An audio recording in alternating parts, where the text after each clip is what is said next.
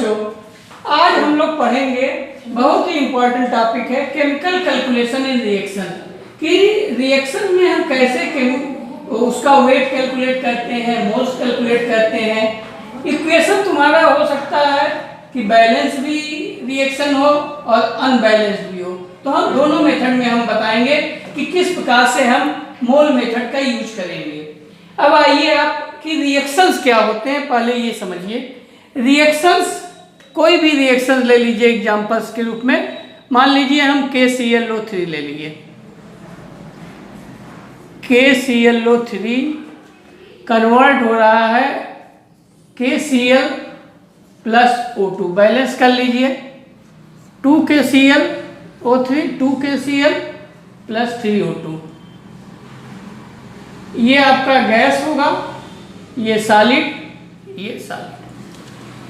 Chemical reaction क्या बताता है पहले ये जानिए। केमिकल रिएक्शन दो चीजें बताता है, एक को कहेंगे क्वालिटेटिव एनालिसिस, क्वालिटेटिव डिस्क्रिप्शन, एक को कहेंगे मात्रात्मक व्याख्या। गुणात्मक व्याख्या यानी क्वालिटेटिव डिस्क्रिप्शन का मतलब है कि पोटेशियम क्लोरेट को जब हम हीट करते हैं तो यह डिसोसिएट होकर KCl और ऑक्सीजन बनाता है। यहाँ मात्रा की कोई बात नहीं होती, क्या रिएक्टेंट और क्या प्रोडक्ट बनता है इन चीजों को बताने वाले को हम कहते हैं क्वालिटेटिव डिस्क्रिप्शन। अब आइए क्वांटिटेटिव। क्वांटिटेटिव डिस्क्रिप्शन का मतलब ये होता है कि ये जो गुणांक है 2, 2, 3, इसको कहा जाता है स्टोइकियोमेट्रिक कोफिशिएंट। तो स्टोइकियोमेट्रिक कोफिशिएंट क्या बताता है? स्टोइकियोमेट्रिक कोफिशिएंट बच्चों यह बताता है कि इसमें कितने अणु भाग लेके कितने अणु प्रोडक्ट के बने हैं। कि दो अणु KClO3 से दो अणु ये बना और 3 अणु ऑक्सीजन बना। आप इसको N से मल्टीप्लाई कर दीजिए। N का मतलब होता है एवोगैड्रो नंबर, तो हो गया 2N मॉलिक्यूल, शॉर्ट फॉर्म में लिख रहे हैं मॉलिक्यूल, 2N मॉलिक्यूल, और यहां हो जाएगा 3N मॉलिक्यूल।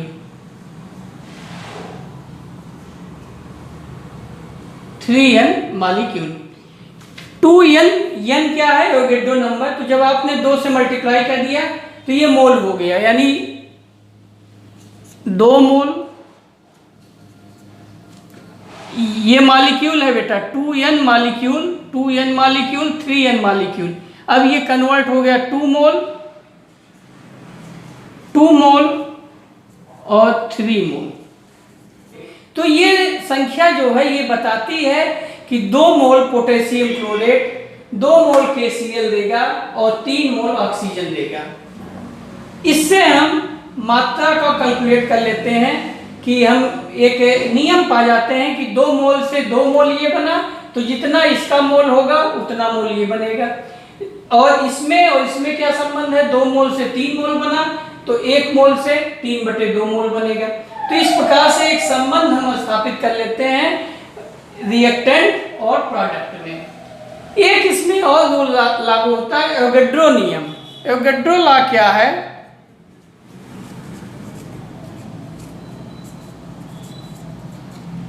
एवोगैड्रो ने बताया समान ताप और दाब पे यानी NTP पर, NTP या अब इसको मॉडर्न में STP कहा जाता है, NTP पर या STP पर सभी गैसों के समान आयतन में अणुओं की संख्या समान होती है।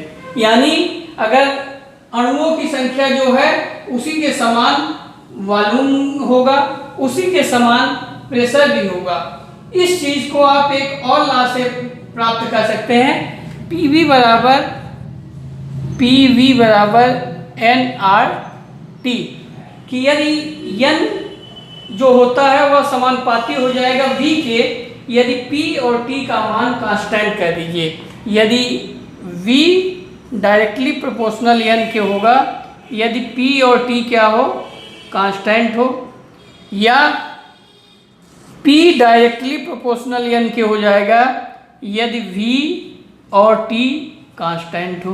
तो देखिए ये इक्वेशन तो इधर सॉलिड है, इधर सॉलिड है, इधर गैस है, यानी ये हेट्रोजीनियस सिस्टम है कि सॉलिड भी है और गैस भी प्रेजेंट है। लेकिन यदि कोई ऐसा सिस्टम हो जिसमें दोनों तरफ गैसियस हो, तो वहां पे क्या क्या कंडीशन, ये स्टोइकियोमेट्रिक गुणांक क्या क्या बताता है, इस बात को जानिए। जैसे N2 + 3H2 2NH3, ये सब गैसियस अवस्था में है। तो पहली चीज तो ये बताता है कि 1 मोल, 3 मोल, 2 मोल, इसका 1 मोल इसके 3 मोल से रिएक्शन करेगा तो 2 मोल अमोनिया प्राप्त होगी। पहली चीज ये प्राप्त होती है। दूसरा मोल N को बताता है, तो जो N होगा वही V होगा, यानी NTP पर 1V, 3V और 2V प्राप्त होगा यदि P और T कांस्टेंट हो, P और T कांस्टेंट हो। इसी प्रकार से P के रूप में लिख सकते हैं, ये P हो जाएगा, ये 3P हो जाएगा, ये 2P हो जाएगा जब V और T कांस्टेंट हो। तो एक इक्वेशन में इतनी चीजें होती हैं, इक्वेशन का स्टोइकियोमेट्रिक गुणांक इतनी चीजों को बताता है। इसके अलावा एक और चीज है जो इस इक्वेशन में लागू होती है, वह है law of equivalence. Law of equivalence, तुल्यता का नियम ये है कि दो, या यहां पे आप देख रहे हो बेटा, इसका 1 मोल, इसका 3 मोल, इसका 2 मोल, यानी अलग अलग मोल रिएक्ट करके प्रोडक्ट दे रहे हैं, यानी मोल की संख्या फिक्स नहीं है। यानी है रिएक्शन में वो फिक्स होती है, उसको कहते हैं ग्राम तुल्यांकों की संख्या या मिलीग्राम तुल्यांकों की संख्या। यदि N2 और H2 रिएक्शन करके NH3 दे रहा है, तो प्रत्येक के ग्राम तुल्यांकों की संख्या जब रिएक्शन कंप्लीट हो जाएगा तो बराबर हो जाएगी। यही है तुल्यता का नियम। तुल्यता का नियम आप नोट कर लीजिए, बहुत इंपॉर्टेंट नियम है कि इस नियम के अनुसार 2 या 2 से अधिक पदार्थ, 2 या 2 से अधिक पदार्थ कहिए, या 2 या 2 से अधिक अभिकारी पदार्थ आपस में तब तक अभिक्रिया करते हैं जब तक कि प्रत्येक के ग्राम तुल्यांकों की संख्या बराबर न हो जाए, यानी रिएक्टेंट के ग्राम तुल्यांक और प्रोडक्ट के ग्राम तुल्यांक बराबर हो जाते हैं। अर्थात N2 का 1 ग्राम तुल्यांक, ग्राम इक्विवेलेंट, इसका भी 1 ग्राम इक्विवेलेंट और इसका भी 1 ग्राम इक्विवेलेंट। यानी रिएक्शन जब कंप्लीट होगा तो प्रत्येक के पदार्थ के ग्राम तुल्यांक क्या होंगे, बराबर हो जाएंगे, या इसको मिली ग्राम तुल्यांक भी कहते हैं। यानी मिली इक्विवेलेंट ऑफ N2 बराबर हो जाएगा मिली इक्विवेलेंट ऑफ H2 बराबर हो जाएगा मिली इक्विवेलेंट ऑफ अमोनिया। इस चीज का बहुत ही उपयोग है वॉल्यूमेट्रिक में, आयतनात्मक विश्लेषण में ग्राम लॉ ऑफ इक्विवेलेंस का उपयोग करते हैं। इसके अलावा इस लॉ का उपयोग हम किसी पदार्थ का तुल्यांकी भार निकालने में करते हैं। लेकिन ये नियम थोड़ा सा कठिन है, क्योंकि ग्राम तुल्यांकों की संख्या या मिलीग्राम तुल्यांकों की संख्या निकालना कठिन होता है। मिलीग्राम तुल्यांक निकालने के लिए इसका वेट चाहिए W बटा इस पदार्थ का तुल्यांकी भार चाहिए EN2। उसी प्रकार से वेट चाहिए और इसका तुल्यांकी भार चाहिए, उसी प्रकार से इसका हो जाएगा W बटा E of ammonia. Balance chemical equation में ये जो बता रही हैं ये क्या है, ये एक प्रकार से रेशियो है, अनुपात है कि 1 मोल 1:3:2 का है रेशियो। देखो और एक बात समझ लीजिए कि मोल एक फिक्स संख्या है। 1 मोल बराबर आप जानते हैं होता है 6.023 10⁻23 1 मोल। तो 1 मोल कणों की फिक्स संख्या है, ना कि फिक्स वेट, यानी वेट अलग अलग होगा, इसका वेट अलग होगा, यहाँ 3 मोल या 1 मोल, इसके 1 मोल का वेट अलग होगा, इसके 1 मोल का वेट अलग होगा, इसके 1 मोल का वेट अलग होगा। तो मोल जो होता है फिक्स नंबर ऑफ पार्टिकल है, फिक्स नंबर ऑफ वेट नहीं होता।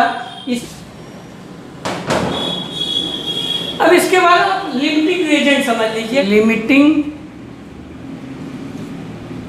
रिएजेंट,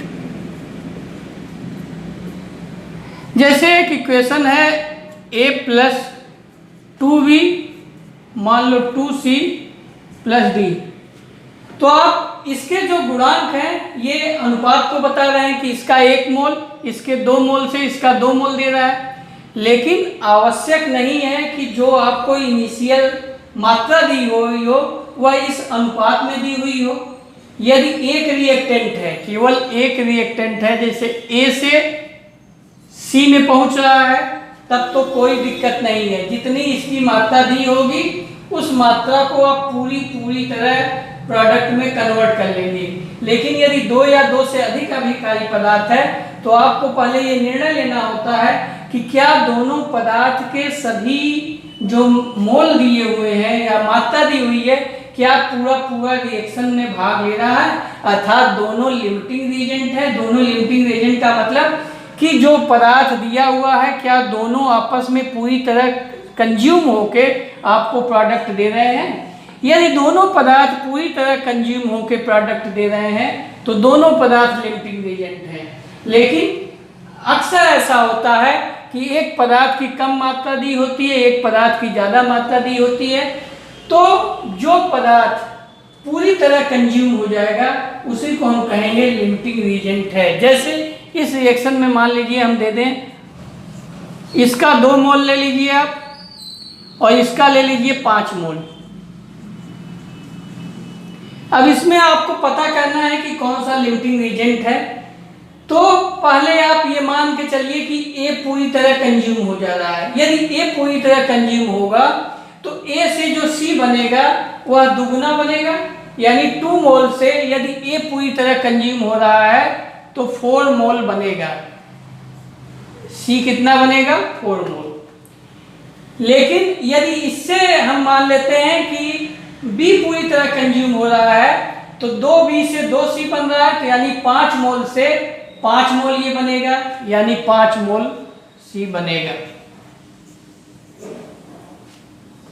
लेकिन चूंकि इन दोनों के रिएक्शन के बाद ये बन रहा है तो जो न्यूनतम मात्रा देगा मोल का उसी के हिसाब से प्रोडक्ट बनेगा, अर्थात ये वाला प्रोडक्ट बनेगा 4 मोल।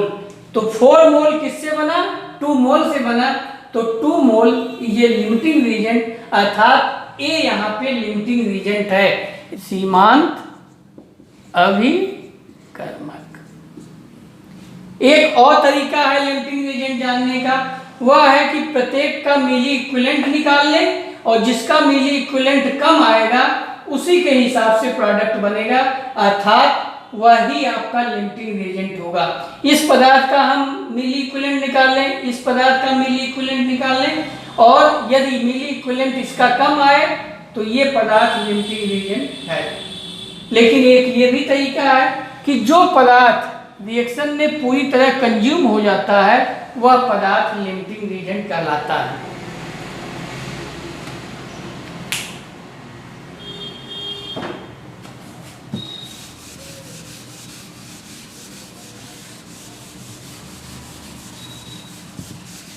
आधारित एक सवाल आप देख लीजिए छोटा सा। मान लीजिए आपको दिया है N2 प्लस 3H2 2NH3। यदि हम कहें कि 2 मोल इसका लिया गया और 7 मोल इसका लिया गया, तो बताइए कि प्रोडक्ट कितने मोल बना। तो आप देख रहे हैं कि 1 और 3 का अनुपात होना चाहिए, यानी ये 1 हो तो ये 3 हो, तो ये 2 है तो ये 6 होना चाहिए था, तो ये 7 है। इसका मतलब है कि यह ज़्यादा है, तो लिमिटिंग रिएजेंट ये हुआ। तो 2 मोल से हम प्रोडक्ट बनाएंगे, तो 1 मोल नाइट्रोजन से 2 मोल ये बन रहा है, तो 2 मोल से ये कितना बनेगा? 4 मोल। अगर आपको वेट पूछा जाएगा तो फिर फार्मूला लिख देंगे W, अगर 4 मोल का वेट पूछा जाए तो W बटा इसका मालिक्यूलर वेट, W यदि पूछा है मालिक्यूलर वेट NH3 का कितना होगा 17, तो वेट हो जाएगा W बराबर 17⁻68 ग्राम। तो इस प्रकार से लिमिटिंग रिएजेंट का हम उपयोग करते हैं। लिमिटिंग रिएजेंट का उपयोग करने के लिए बैलेंस इक्वेशन होता है तो ही हम कर पाते हैं, या तो बैलेंस इक्वेशन नहीं है तो हमको फिर मिली इक्विवेलेंट निकालना होगा। और मिली इक्विवेलेंट निकालने में, क्योंकि मिली इक्विवेलेंट निकालने में बेटा जो लॉ ऑफ इक्विवेलेंस है, तुल्यता का नियम, उसमें बैलेंस केमिकल इक्वेशन की आवश्यकता नहीं है।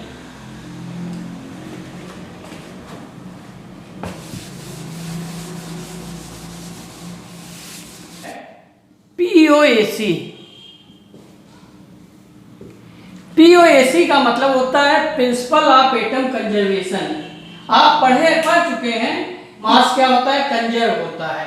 तो मास का जो कंजर्वेशन का नियम लागू होता है वह इसलिए लागू होता है क्योंकि एटम कंजर्व है, प्रिंसिपल ऑफ एटम कंजर्वेशन।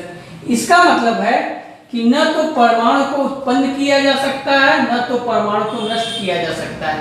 जब परमाणु संरक्षित होता है, कंजर्व रहता है, तो परमाणु से मोल संरक्षित होगा, और मोल का मतलब कि परमाणु से एसोसिएटेड जो मास होगा वह संरक्षित होगा।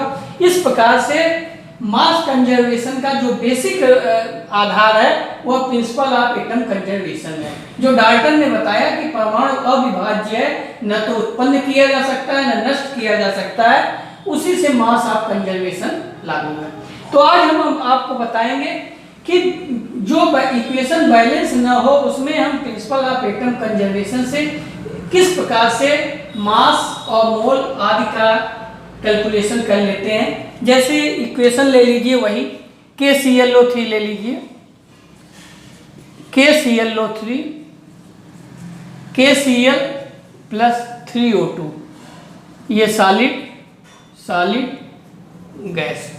अभी हम रिलेशन आपको बताएंगे कि किस प्रकार से हम एटम, अब हम यहाँ ये जान रहे हैं ये प्रिंसिपल तब लागू होता है जब रिएक्शन के दौरान जो एटम होता है वह कंजर्व होता है, यानी जो एटम इधर है वह एटम इधर भी होना चाहिए।